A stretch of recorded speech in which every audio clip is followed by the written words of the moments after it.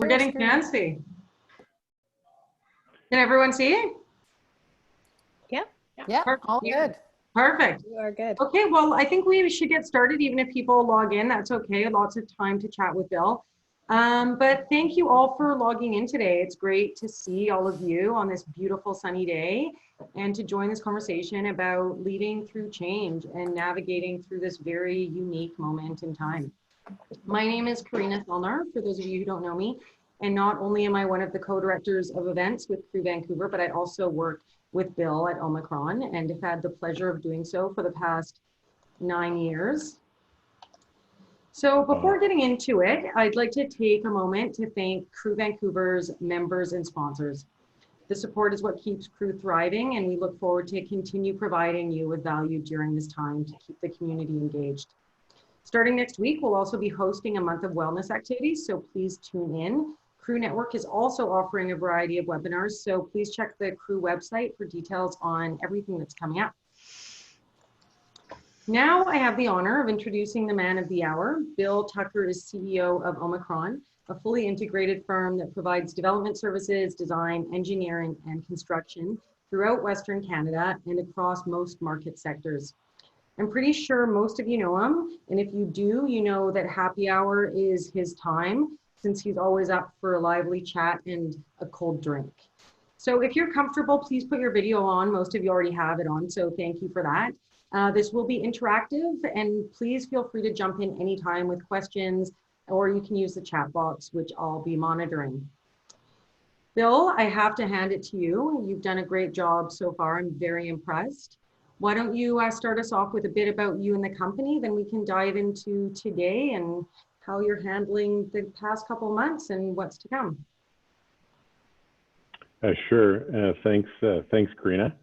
I will do my best to have some fun here and hopefully impart a couple of thoughts and ideas. Guys, one of the things that I think about whenever I attend one of these webinars or a session is I'm always looking for one little kernel of idea, something that I can take away and sort of use in my business.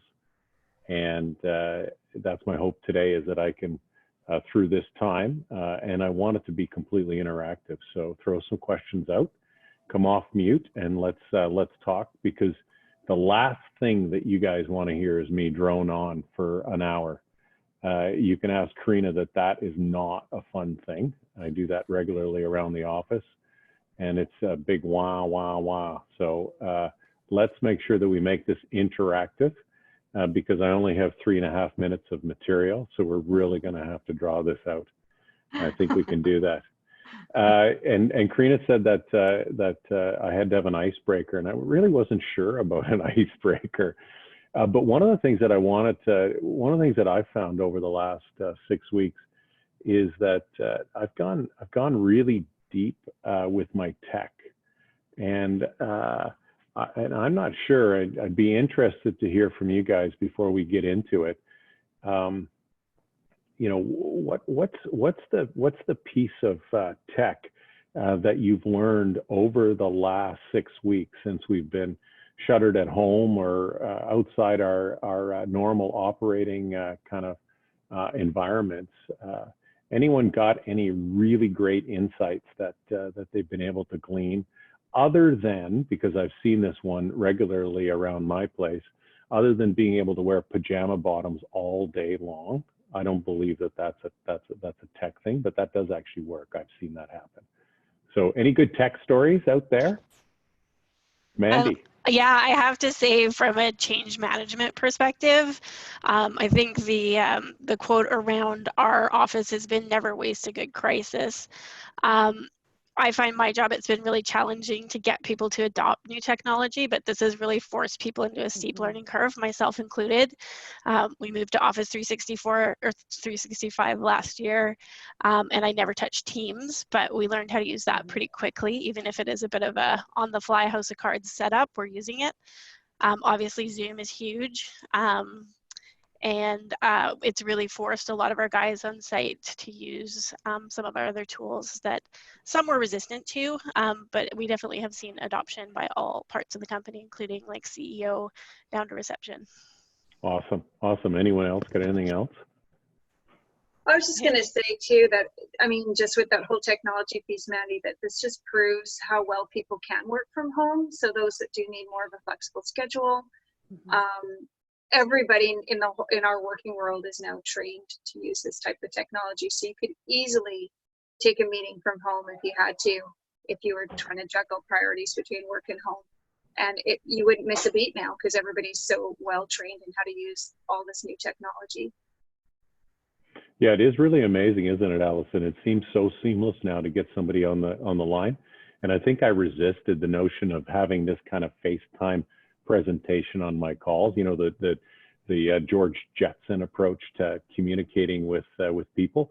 But now it seems perfectly normal that your screen is just tiled with a bunch of people. Look, Bart, you're loving it. Bart, what's your best thing that you've been able to learn? George Jetson, really, Bill? Yeah, you can sing it. Sing it for us right now, Bart. Do you remember the tune? I'm George Jetson. His point, Elroy. Now we're like the Brady Bunch.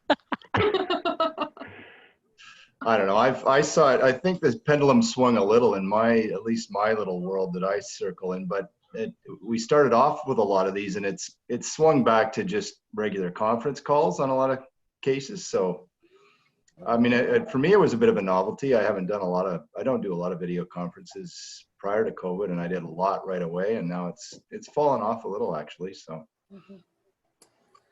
Interesting.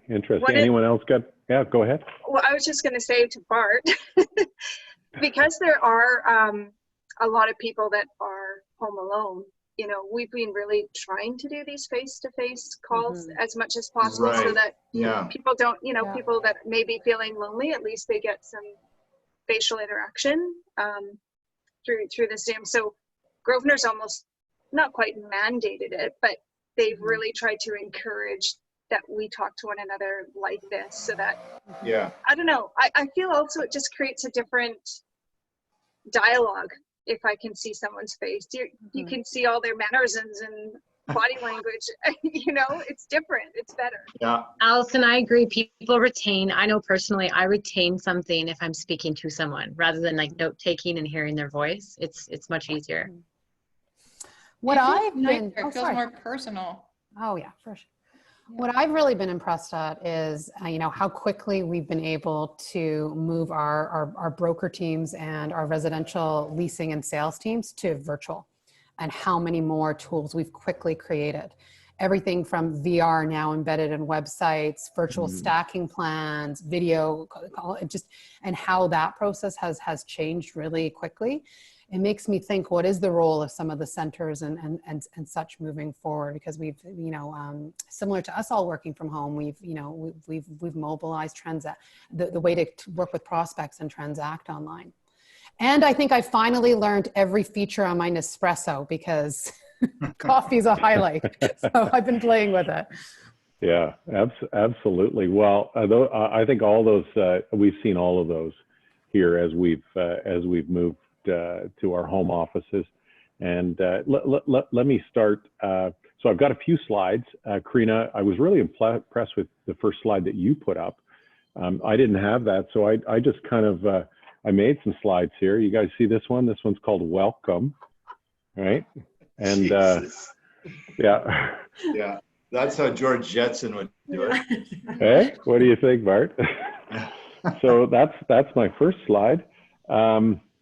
So welcome everyone.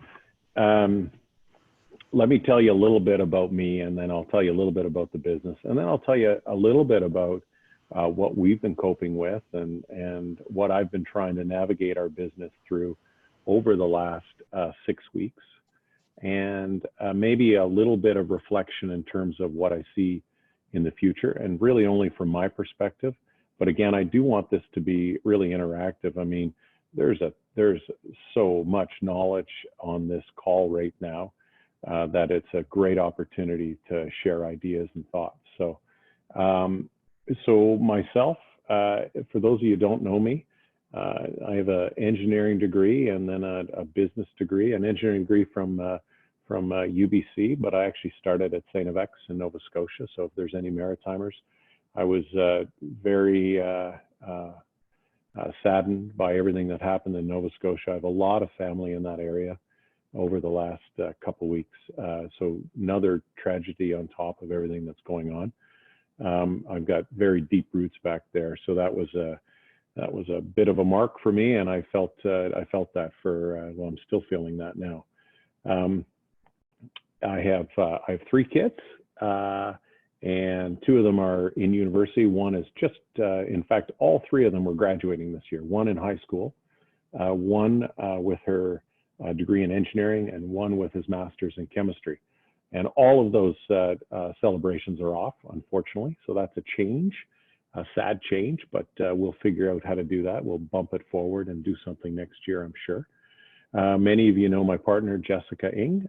She works for Hudson Pacific, our landlord here, with absolutely no rent relief. And that's terribly sad, but that is what it is. And we're just moving forward beyond that. I've been the CEO here at Omicron for the last 15 years, and I've been with Omicron for the last 20 years. So let me tell you a little bit about our business, just to give you a little bit of context.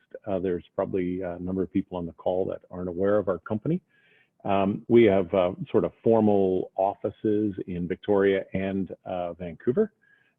Karina works in our Vancouver office, and we have multiple sites around BC. Our business is really focused on development, design, and construction. About 50% of our business, we work for clients, so a service part of our business where we provide all of our development, design, and construction expertise, either collectively or individually to suit the deal.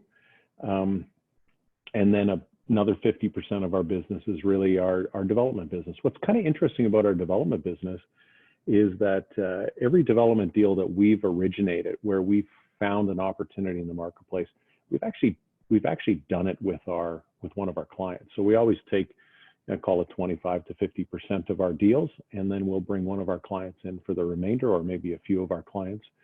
So we've tried to reciprocate with the business that our clients have been very gracious to give us over the years, through giving them investment opportunities and things that we've learned. And that's been a great thing to help our business grow and thrive.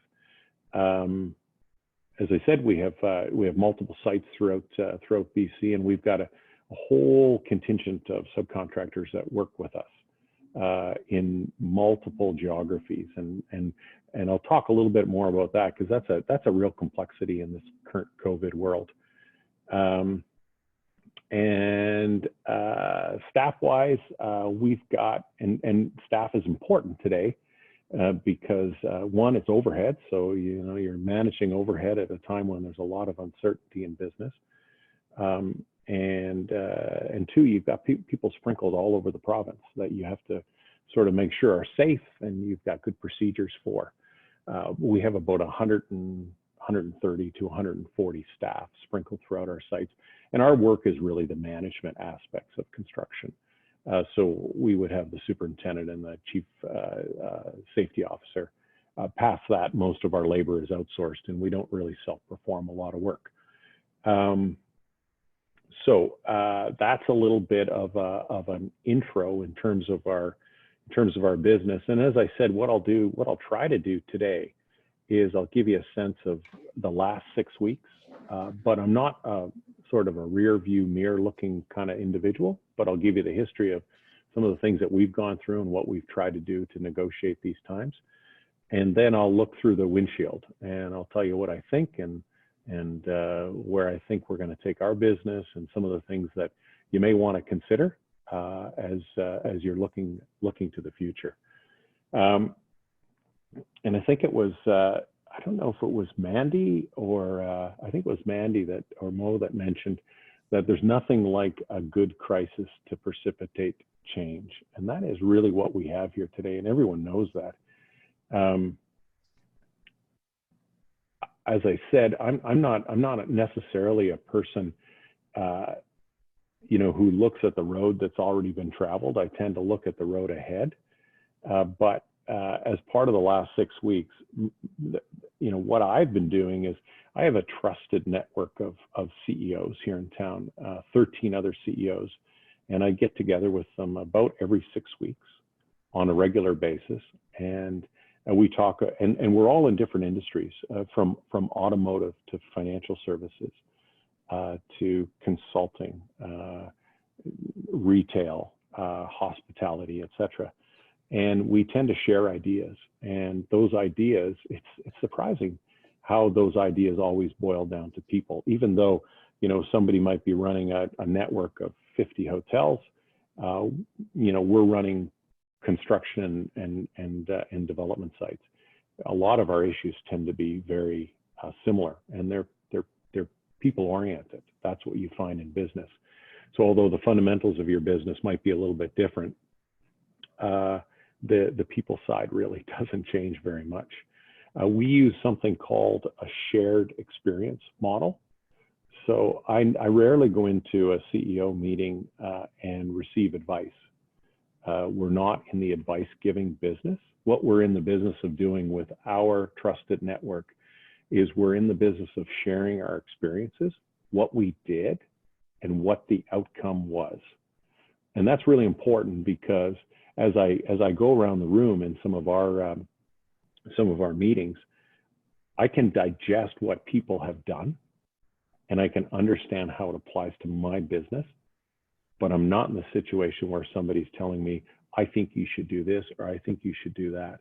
And I mentioned that CEO network, and Crew is really that on a form, but it's obviously much larger, and it's all in the same industry. What I might encourage you to do is think about where you can share ideas across industries with a network of like-minded people that want to advance agendas.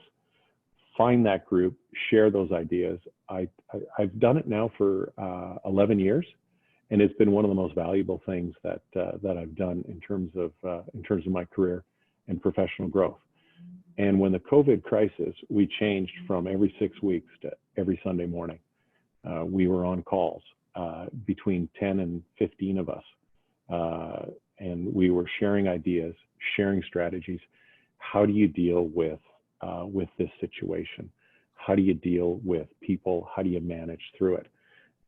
For me, one of the things that I've tried to keep up with some exercise. I noticed that definitely consumption is up. I think we're all kind of in drinking more at home. At least I know that we are. We're doing, we're sort of shut-ins, but you got to find ways to kind of peel that onion and do things. Exercise is one of those things for me. And then one of my other real passions is riding my dirt bike, and I do that most every weekend, sometimes twice a weekend. So that's how I blow off a little bit of steam. So let me. Any questions on that part so far? Bill, I just had a question, and maybe you're going to get to it, but have you been involved in the safety parameters for your construction crew, and what kind of changes have you seen due to COVID and how that's affected your workforce? Yeah, and Mo, what I'll do is I'm going to cover a little bit of that in a few minutes, because it's a really important one. And we've scrambled on a number of fronts. I think we're doing a good job of it, but it was absolutely front and center that we had to deal with that on all our sites. And I've broken this down into some sections. My next section actually is about people. I've made another slide. That's a good one. Bart, it's you and Bill. Hey, Bart, there you are. Bart, I'm the taller one, okay? Right. Just so you know. So here's my take on it, guys.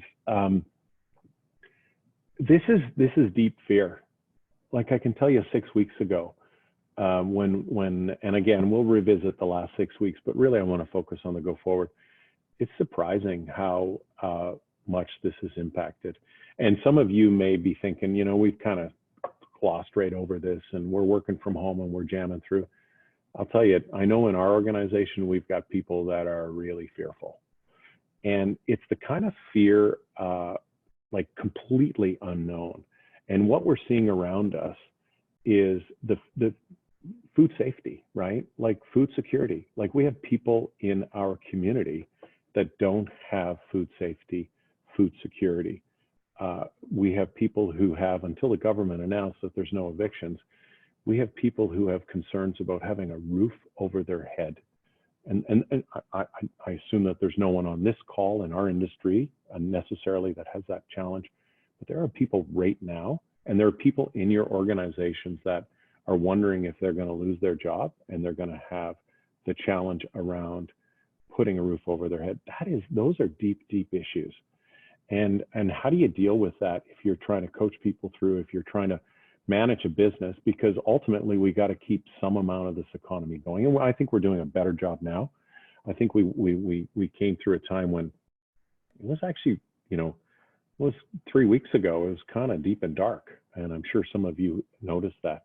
And I'm sure some of you have seen, like I noticed in the last, probably week 5, week 6. So that's last week and the week before. I found people really, really hitting the wall. I found things where I found people who I didn't expect to be hitting the wall, actually hitting the wall.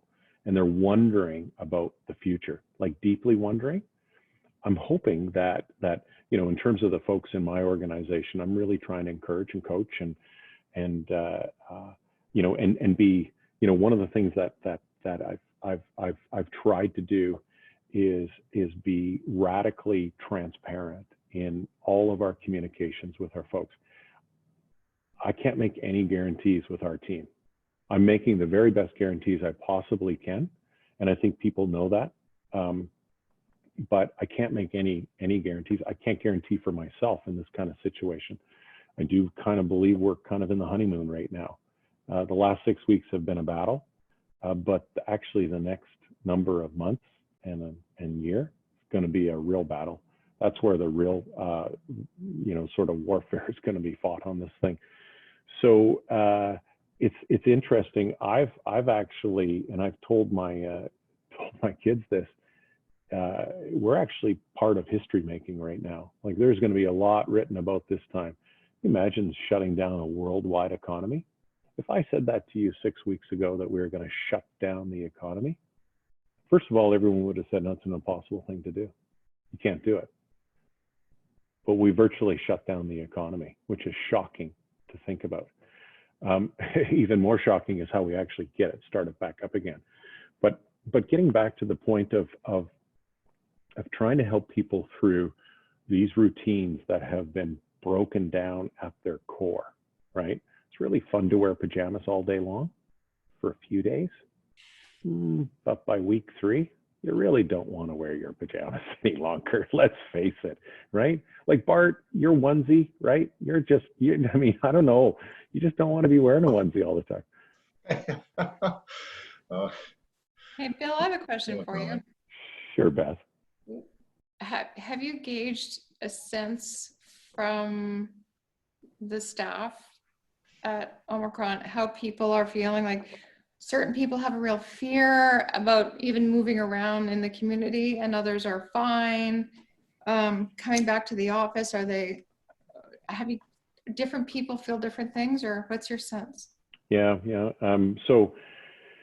I've held a few town hall meetings, and there's Kirsten. Hi, Kirsten. I didn't see you there before. So I've held a few town hall meetings where I've really tried to just walk through where we are as an organization and give people as much feedback. One of the things that we did recently is we told folks that we wanted to take their pulse, we wanted to take their temperature. So we actually sent out a survey. And everyone hates surveys, right? But I asked people to complete the survey to give us, at this time, which is an unprecedented time, the kind of feedback that we need to pivot, to change, to adjust, really to help people through this time. So we're getting that data back right now. In the first day of that survey, we got I think half our staff responded to it. And it was sent out in the afternoon. By the evening, half our staff had responded to it. And I found through that survey, because I've seen the early results and a few more things are trickling in, and I'll present that to my management team next week. But I found that the communication and I've picked up this term radically transparent from Matt Dixon, so I'll give him full cred on that, has actually been important. As tough as it is sometimes to hear it, it's really important to be honest. It's really important not to make any guarantees that you can't hold. Tell people exactly what you're trying to do, and people really appreciate it at this time, is my sense, and that's the feedback that we're getting. In our organization, happy to report that the health of the organization looks strong. People are reporting back, but we know people are still struggling. And it's sometimes, interestingly enough, not the people that you think might be struggling. Some of the people who appear to be as rock solid as ever, behind the scenes are really struggling. And you get at that, sort of asking the questions, talking to their network, who are they connecting with? We talked at the very beginning about the notion of using a video. And Bart, you mentioned, and from a business point of view, I get it. I've had lots of business calls at this point where it's just conference calls and we're just talking like we are on the phone. That is not something that I'm allowing in the organization. So every Tuesday morning, every Thursday morning, I hold a meeting I've expanded my management team to approximately 18, 19 people. So we've flattened the organization somewhat. And I've done that intentionally because I want to be closer to the communication.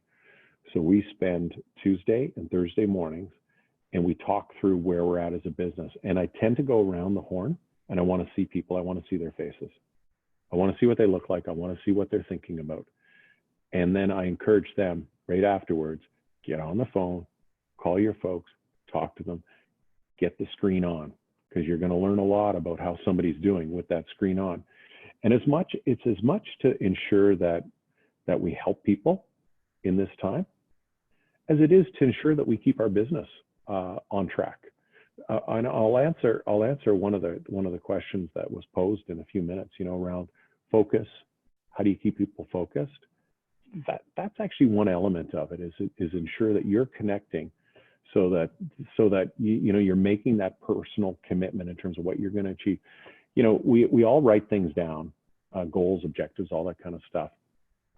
But as soon as you say it out loud, it means something different. As soon as you proclaim it to someone else, you're standing up and you're telling people what you're going to do. And then you have a personal accountability. This face-to-face creates a personal accountability that I believe is lost if there's not a face-to-face communication. So, Bart, I agree, in terms of business conference calls and all that kind of stuff with other clients, you don't need this necessarily. In terms of managing people and connecting deeply with them, you actually need this. You need this because it's an important part of ensuring the health of your organization and your people. So stay connected. Video, voice. The other thing that I'm going to say is acts of kindness are kind of important right now. And they're not big acts of kindness because no one's throwing money around.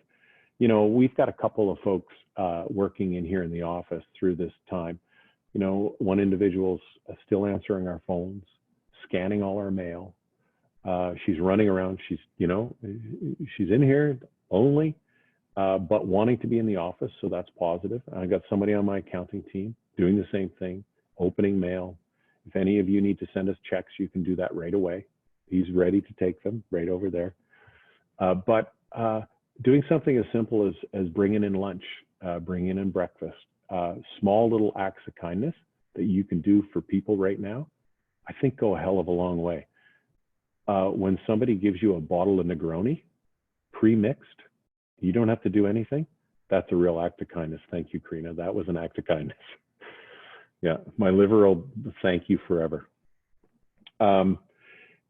I've found that what's really helping me during this time, and I get this through my forum group and through a trusted group of friends, is you got to spend time with like-minded, positive people, right?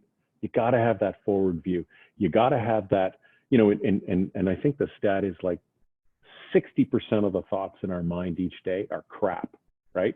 Crap, below the line, bullshit stuff that is weighting us down and weighting us down even more right now during this time. Get above that line, get above that 80%. Be above the line as much as possible. And what helps to get above the line are all of those folks that are above the line as well. Spend time with those like-minded people. So I think that's really important. The other thing that I've done is I've created this analogy. Obviously we're all struggling with where this economy is going, the amount of unemployment, the uncertainty, where will business be? We're all, and I told our organization, we're building a bridge right now. So everyone can hold on to that. Everyone can visualize that. We're building a bridge to the other side of the COVID crisis. I actually don't know how long this bridge is, to tell you the truth. But I know that bridge was not 6 weeks. And I probably know that bridge is not 3 months. That bridge is a little bit longer. It might not be six months, but it's somewhere between 3 and 6 months. So what I've tried to do is I've tried to lay out this strategy where, or this notion that everything that we're doing today is another piece of that bridge building to get to the other side of the COVID crisis so that our business can thrive. And for me, that's been a really great mental thing to hold on to, and to ensure that I've got something that's tangible, in my mind at least, tangible that I'm doing to get to the other side. I'm going to stop there for 1 sec and ask if there's any questions, then I'll get into a couple questions that are posed and then into the next section. I even have some more slides. Any questions? Allison Miles Cork. Bill, Erica Wicks here. Being part of CA, the CEO McKay CEO Forums, one of the podcasts, because you're touching on it, for CEO vulnerability is probably a good thing for us to pass along a shared experience to many that haven't been exposed to that, because it does touch on many of these fear factors, being a leader or someone that an organization looks up to, or seeking what is that communication. We're just as vulnerable as everybody else, and we need to open that up. I agree 100%. There's no rocks in this world, and if you're a rock, you might be heartless. You got to have a heart. When you look around at all the things that are happening, it's horrible. It's really horrible. Like I said, these are deep fears. Can you imagine thinking that you're not going to have a roof over your head? Can you imagine thinking that you're not going to have food for your kids? Those things are really deeply troubling, actually, in this time. And I think it's incumbent upon all of us to do everything that we possibly can to keep everything moving as best we can forward. So yeah, it's a really good point. Bill, I have a question. Oh yeah. I like your comment about trying to associate with people who are looking at the positive side of things, which I have been trying to do with my team as well. But I get a lot of blank stares, and it's trying to figure out how to find the balance of not being Pollyanna, being realistic, but trying to focus on the positive. So I'd love to hear your thoughts on that. I guess it's overused, Gail, but the true authenticity, and I know you have that. I think that people process things in different ways in this world right now. And not everyone, even though you're making a great impact, Gail, with your folks, they may not be, got the pom-poms out and in the cheerleader situation. And I think that's because I thrive on that. I love to see our organization. Sorry, I've got a little bit of sun coming in. It was getting really hot in here.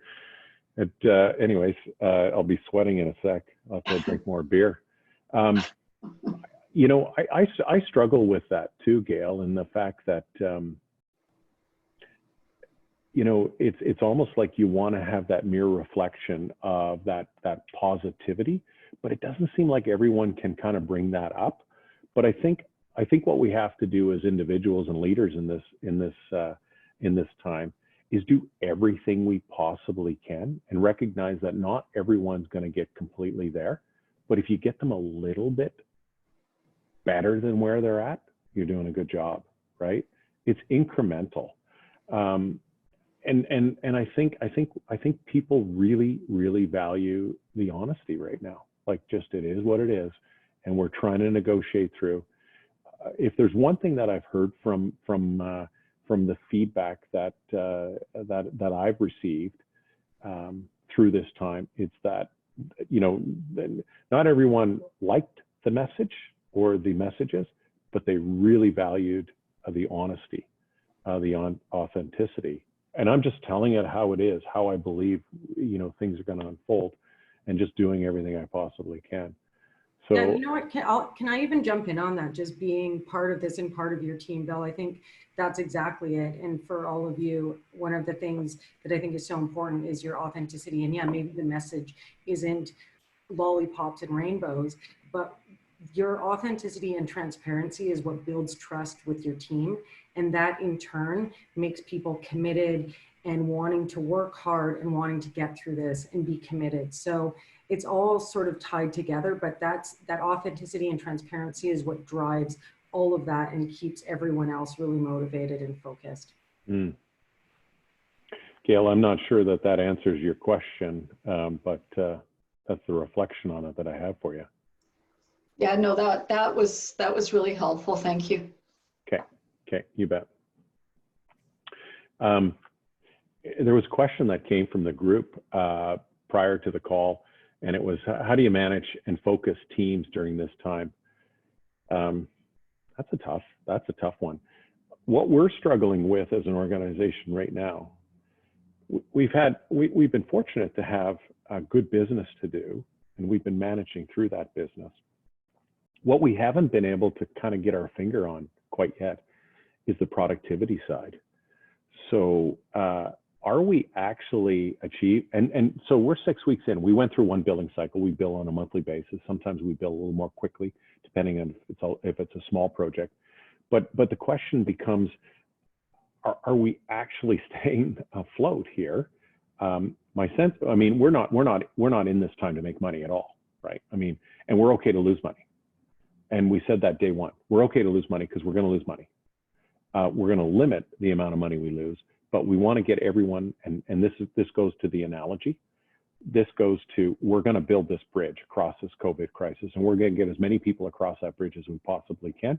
And our business is going to thrive at the other side. It is absolutely going to thrive, and I'll talk about that in a few minutes.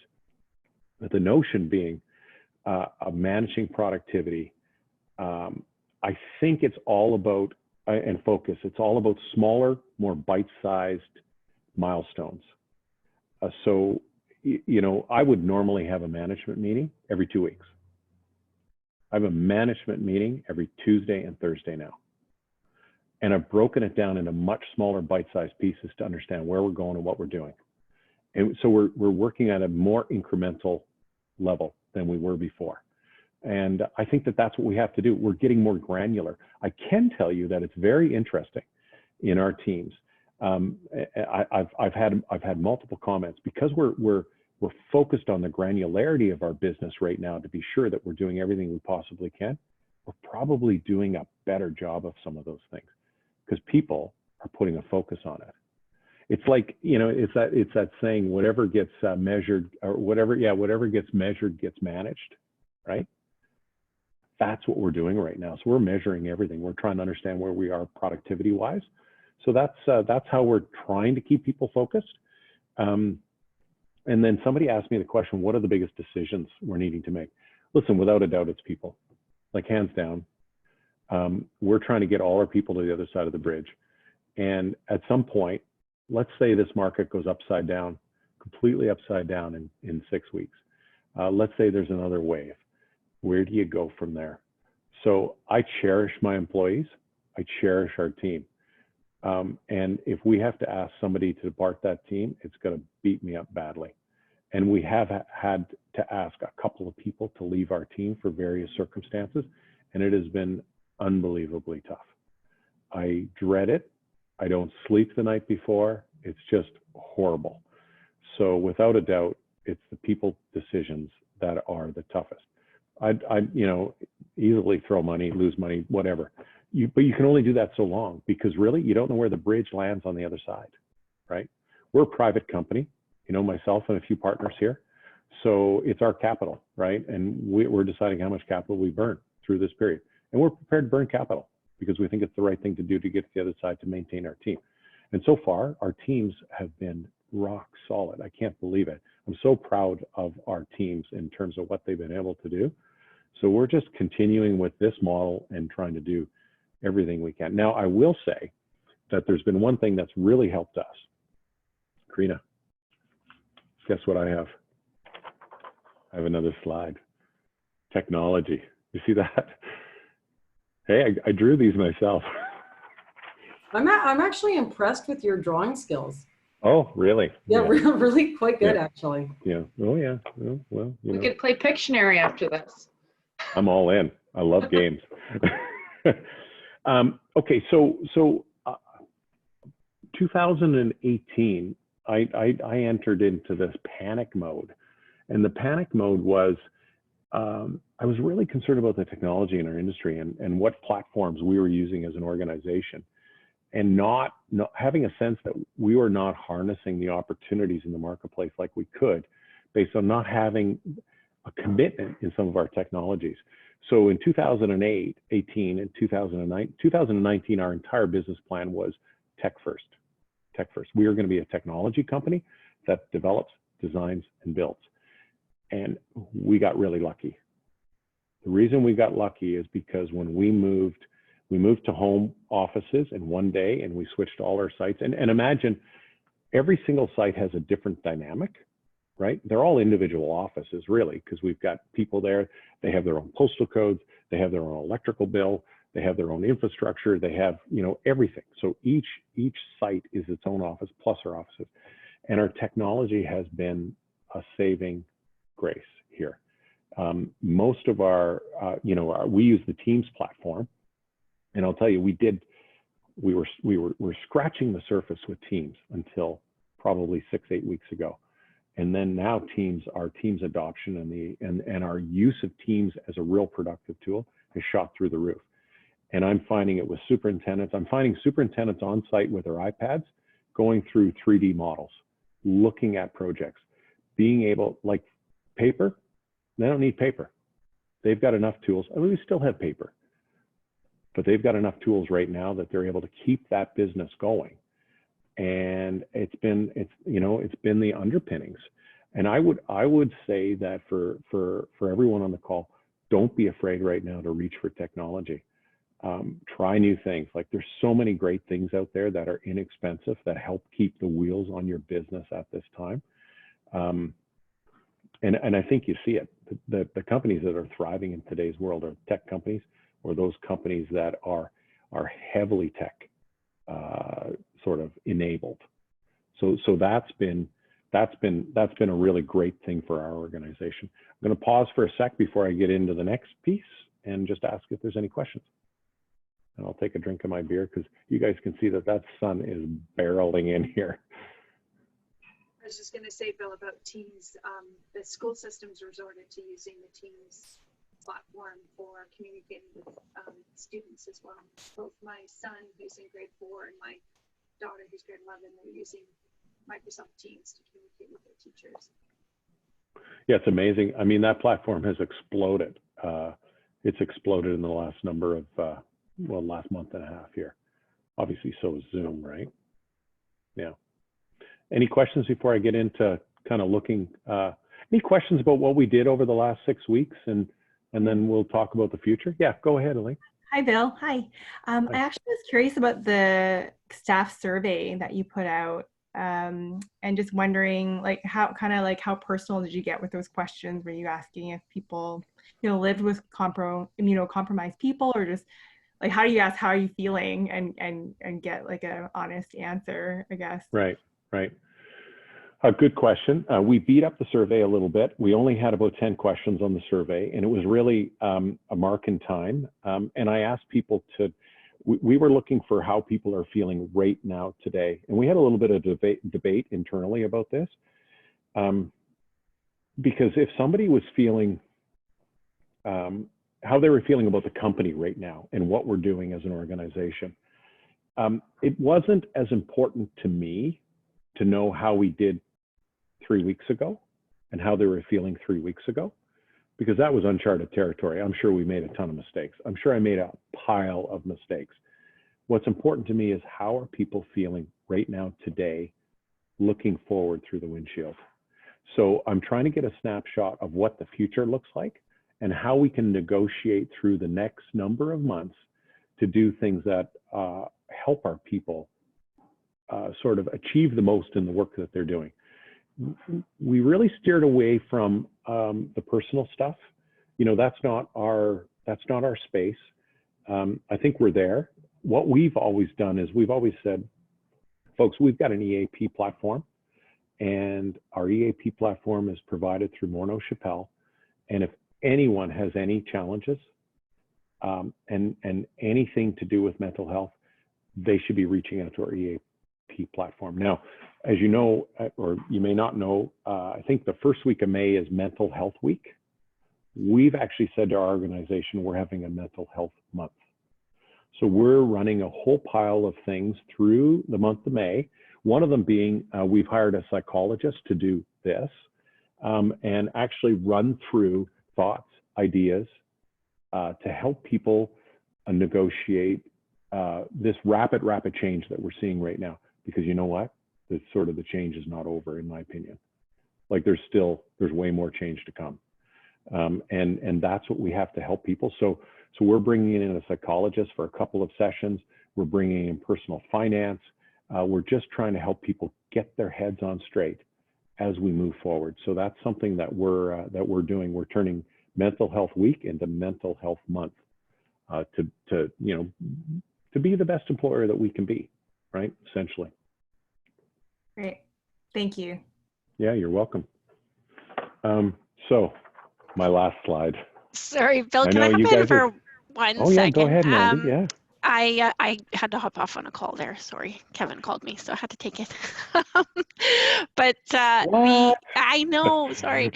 So I may have missed, you may have answered this, but what kind of response rate did you get on your employee surveys? Did you find people were very engaged and willing to sort of give their true and honest opinions, or did you find people were a bit resistant or skeptical? The survey went out earlier this week. As I said, instantly we got half the company, like within an hour, I bet, Mandy, very, very keen to respond. And I would say that we'll probably be in the 90th percentile in terms of responses by the time we close it early next week. Awesome. Yeah, we've had really good support, but I've asked for it, right? I've said, guys, it's really important. Now, one of the things that I think about when I send out a survey like that, and I've had this discussion with our HR team here, is I need to parrot back the results, good or bad. Like maybe they're going to say, geez, what a shitty CEO, like you got to pick up your socks and do this and do that. You gotta close the loop, and you've got to show action to the degree you can. Like if there's something I can't change, I'll tell everyone that on the next town hall meeting. Guys, you gave me this feedback. I'm sorry. There's nothing we can do about it. Or, guys, you gave us this feedback. Here's what we're doing. And it doesn't have to be, lighting the world on fire. You have to make incremental change. What people want, what I think people want, is to know that they're heard and that we're trying to do something about it. So that's what we do with our surveys. I think it works well, and I think people know that. People get complacent with surveys, and I think you really have to push hard if you really want to make change. But if you send out a survey, you better be prepared to make change. So Bill, I have one more question for you too. Yeah, sure. Go, Allison. You were talking about how people were feeling and that people are feeling really scared right now. And you've also been talking about these town hall meetings. Just wondering if you've been turning your discussion at all, and this might be in your next section, the looking forward piece, but as to what things might look like about returning back to work, when that might be being considered, what that might look like, how people are feeling about that. Yeah. So Allison, you're talking about what it looks like to go forward. That's my last slide. A great one. So, and in fact, it's the first point that I've got is we're trying to establish right now a whole new set of standard operating procedures. So Caroline Tovey, who has not shown her face, but I saw she zoomed onto the call here. I can see her in the bottom right corner of my screen, who's my assistant here at Omicron, and our director of HR have been rolling up their sleeves and focusing on what it looks like to see people return to the office, and what it looks like on, and most of our sites, our superintendents take the lead there. They kind of manage their own business there. And I got to tell you, on the site side, I'm so impressed with what our team has been doing. They have gone above, beyond. I went to one of our sites. We're building a 200,000 square foot warehouse out in Richmond, and simple job, right? We're tilting. I go to site. This is 4 weeks ago, and there's a wash up station fully plumbed in on the outside of our trailer, long before anyone was talking about that. But the guys had gone to Home Depot. They spent $125, bought one of these laundry basins, had hooked up the water, and they had provided all of the wash gear for all of our trades that were coming onto site to make sure the trades felt safe working on the site. They were able to wash up, do proper procedures. So on the site, it's been extensive. Deep cleans, procedures, toolbox, a whole pile of stuff. Now we're following all the public health officers' recommendations, and then we're trying to go a bit beyond that, actually. In the office, our team has already been through the office. They've been measuring things. They've been reading all the information online. You know, Bart Cushman has some great information online. We've digested a lot of that. Our teams have digested a lot of that. And then we've been looking to other sources. So we are right now in the process of designing all of our signage for return to work. So we'll have it all branded. We have flow in the office, you know, what way people can walk. As crazy as that sounds, like if you said to me 6 weeks ago that we're going to have a one-way office, I would have said you're crazy. Now it's going to be a requirement. 2 people in the washroom, blah, blah, blah. So we're thinking about everything. So yeah, we're right in the middle of that right now, Allison. Yeah. And it's actually, what I'm finding, it's a big job. There's a lot of stuff to think through there. I anticipate a lot more management of our activities. Our productivity is going to suffer because we have to manage things more now. We're just going to have to keep a tighter rein, and we're going to have to put more controls around things. I think we're going to have to offer more flexibility, and I think we're going to have a focus on productivity. And productivity is about understanding where your productivity is and where you need it to be. So we use a system, getting back to technology. I won't dig out my slide because you guys have seen it. It's fantastic. But we use a system called Power BI. And Power BI is that, I don't know if anyone, just show of hands, does anyone use Power BI out there? Yeah. So it's a queuing system. So we queue our databases. In fact, we can allow our clients to queue their project data just on their desktop. Boom, done. And you get an update in terms of where you're at, in terms of billings and all that kind of stuff. So Power BI is a way for us to queue all of our data. I can see it on my phone. I can tell you what every single person in our organization did last week, just on my phone. So we're using systems like that to help us understand where productivity is today and where it's going. I can't believe it's 4:59. Is it 4:59? Yeah, I was just gonna say, if people need to jump off, go for it. Bill will keep talking, so. I wrap up in do 5. need to jump off, but I can't wait to see the recording. So thanks, guys. Okay. Adios. Sorry about that, Karina. I wasn't even watching. I was having so much fun. You're always having so much fun. That's why everyone loves listening to you, and it's great. Yeah. Good times. Okay, so lots of that stuff in the office. I'd like to throw something out for everyone here. So, you know, we all have these long range goals, 10 years, 20 years. Like, where do you want to be, right? Like, what do we want to do? What do we want to achieve? That's really, really difficult right now because there's a lot of uncertainty. Don't lose sight of the 10 to 20 year. Don't lose sight of the 3-year BHOG, right? Keep all of those things. But what I would say is bring the reality of your world back into a more compact time frame, 30, 60, 90 days.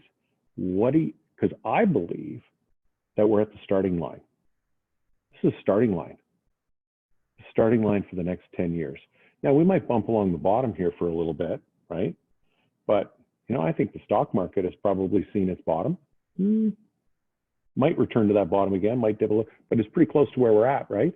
So the next 10 years is unprecedented expansion, opportunity, change. Without a doubt, like it is going to be so great. And I think that if you can incrementally get your head into that right now. So what I'm trying to do is I'm going, okay, and I had my 30-day. I knew what I was going to do the last 30 days because it was crisis management. I spent the last 30 days on crisis management, but not the next 30 days. And Karina knows I was just on a call with part of our team, strategizing. The next 30 days is all about setting up the next 10 years. And the next 60 days is all about expanding that. Like we have to be thinking right now about what it looks like over the next 10 years and how we're going to capitalize on where we're at today and where things are going to be 10 years from now. And holy smoly, there is a lot of change. There's tremendous opportunity. And it's going to be available to those people who say, I'm going to grab a hold of it. I'm going to go get it. I'm prepared to make the commitment. I'm prepared to set different goals. And again, you can't set a 2-year goal because you don't know where it's going to be. Still keep your 10-year, keep your 20-year vision, right? Keep your BHOG, but bring everything back. So I'm thinking about my world right now in 30, 60, 90-day increments and trying to make change, improvement, and create opportunity and the opportunity for opportunity, which is kind of a strange thing to say within those periods of time. Yeah, so you know, I probably have a little bit more to say, but I probably said enough. Throw it out there. Questions? I'll throw something out there, Bill. I mean, yeah. It's a tricky time because I look at my son Jordan, who's just starting in the business, which may be a great time for a young guy to start in brokerage, but we're service providers, and I think our industry is not viewed upon very nicely at times. And at this time, this could be one of our worst cases if we're seen as very opportunistic, jumping on this as a way to build business. So I don't know what your opinion of that would be, but it's very difficult, especially trying to explain to Jordan, well, it's not really the right time to make a cold call. I mean, a lot of these people, just like you, are just trying to manage their business, trying to run it.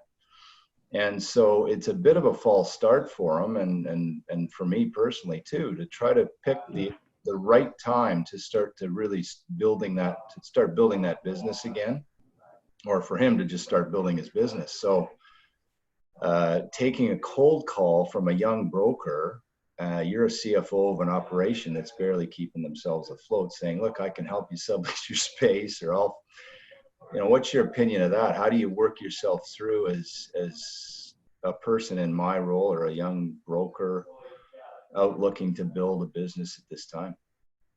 4 weeks ago, I would have said, Bart, he needs to keep his head down and not do that. I would say now, I would say I'm sensing that people want to get focused on moving forward. Yeah. I'm sensing that people want to find ways to do things differently. I'm sensing that people want to find ways to manage their cost base as they build out of this situation. From my perspective, anybody comes to me right now with a really great idea and an opportunity that can benefit our business, right? If they want me to spend money on something that is not core, I'm probably not in that investment space. But if it's something that can enhance my operations, lower my cost, help me restructure something, I think that is absolutely fair game. And over the next couple months, right, it'll be more and more encouraged. 4 weeks ago, I would have said no way. Like I had some right, people coming to me with opportunities 4 weeks ago. I said, listen, like I said, last 30 days, right, crisis management. I'm not in crisis management right now. Personally, I'm looking to the future. And I think that the future is really, really great for those companies that are going to think differently. So right. I think that I think it's not a bad time to start as a young person, because you're going to get some battle hardening right out of the gate. I agree. You're going to learn how to work real hard, right? Because you got to work real hard for it right now. Mm-hmm. There's no other option. And I think those people that take that approach are going to do really well over the next 10 years. And one of the questions that, somebody asked in the questions, what does a rebound look like? And I'll give you the answer from my CEO forum, actually, because their businesses across the market. On the short end of the stick, it's 6 months. The long end, it's 18. And actually on the 18 side, it's a grueling 18. It's a tough 18. It's hard 18. So you have to think about different parts of the market and how they're going to react.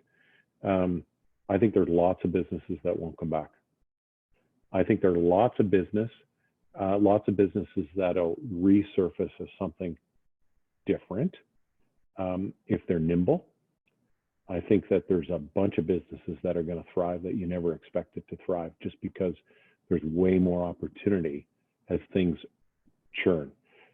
Bart, I think a lot of conversion of space, repurposing of space, structuring of new deals.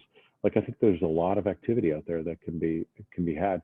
And I think there's a lot of activity that young people can get involved in. I think R&D, right? R&D investment, the influence that the government's going to have in terms of starting up this economy.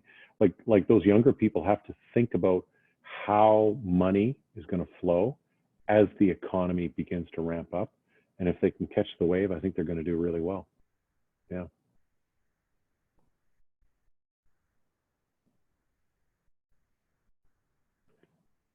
You're out of time. But if anyone has any questions, please email me, or if you want more from Bill, he will be happy to respond to you directly. I'll put you all in touch with him.